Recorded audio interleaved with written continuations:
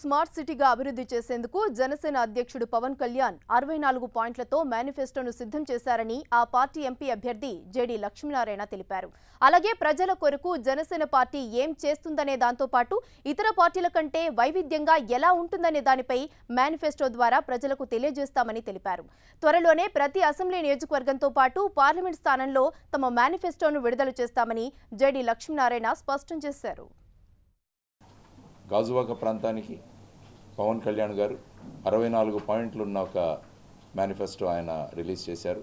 గాజువాక ప్రాంతంలో నిర్దిష్టమైన ఉద్దేశాలు, నిర్దిష్టమైన మార్పులు ఏ విధంగా తీసుకొస్తాం, గాజువాకను కూడా ఒక స్మార్ట్ కాన్స్టిట్యుయెన్సీగా డెవలప్ చేసే ప్రతిజ్ఞ ఆయన చేశారు. ఆయన ప్రజలకు తెలియజేయడం జరిగింది. ఈ విధంగా ప్రజల కొరకు జనసేన పార్టీ ఏం చేస్తుంది, ఇతర పార్టీల కన్నా వైవిధ్యంగా జనసేన పార్టీ ఏ విధంగా ఉంటుంది అన్నది మా మేనిఫెస్టో ద్వారా మీ అందరికీ తెలియజేయడం జరుగుతుంది. జనరల్ మేనిఫెస్టో ఆల్రెడీ ఇచ్చేస్తున్నారు. ఆ తర్వాత ప్రతి అసెంబ్లీ కాన్స్టిట్యుయెన్సీకి, ఆ తర్వాత లోక్సభ ఈ నియోజకవర్గానికి జనసేన మేనిఫెస్టోను మేము త్వరలో రిలీజ్ చేయబోతున్నాం.